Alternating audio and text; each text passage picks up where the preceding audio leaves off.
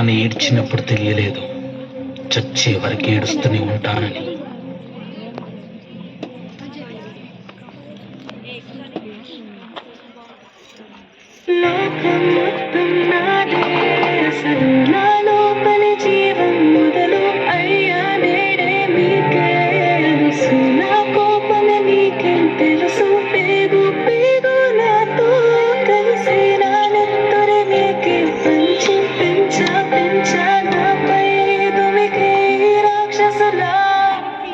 అత్యాచారం చేసి నోని ఊరి తీయాలి, మేడ పట్టి గొంతు పిసికి కాల పెట్టాలి. నేను చెప్పేదంతా లోకం మొత్తం వీణ పడాలి. నీ చెల్లి కోసం ఏ రోజైనా నిలబడాలి. నేను పాడేది పాటని కద్దు చిన్నారి మాటలే ఇవి, కన్నులు కల్లార తడి కాపాడేదెవరు మరి? అమ్మాయిల వాకిళ్లలోనే సంఖ్యలు బంధించి మరి రంగుల ముగ్గుల పొడి రక్తంగా మారిన పడి. మమ్మీ నువ్వు ఇంట్లో వదిలేసి వెళితే, అంకల్ నా చేయి పట్టి మీద మీద పడితే ఏమని చెప్పను నేను, ఎవరికి చెప్పను నేను. మీరే నేర్పించారు పెద్దోళ్ళు దేవుళ్ళు అని. ఎందుకు మమ్మీ పుట్టించాడు డాడీ నన్ను? అసలు వినాలనుకున్న నేను చందమామ కథలు.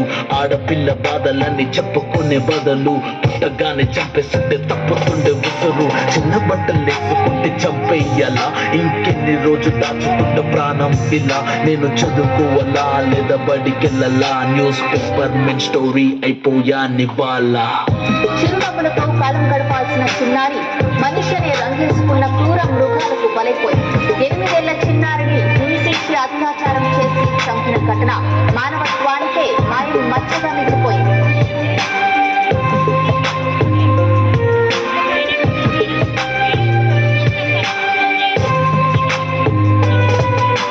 విలేజ్ పిల్లాని కాలేజీకి వెళ్ళాను, డిస్టింక్షన్ కొట్టేసి డిస్ట్రిక్ట్లు దాటాను. సిటీకి రాగానే సిటీలు కొట్టారు, నల్లగున్నానని నేను నవ్వుల పాలయ్యాను. తల మీద చెయ్యి వేసి దీవించే గురువులు, నడు మీద చెయ్యి వేసి కోరారు పరుపులు. చింక పిల్లలాగా నేను తీశాను పరుగులు, చనిపోయిన కూడా మీద పడ్డారు పురుగులు. ఏదో సాధిద్దామని క్లాసెస్ కి వెళ్తే ఓ వ్యక్తి లవ్వంటూ నా వెంట పడనే, చిన్న చూపు చూసి నా చున్నీ లాగాడు.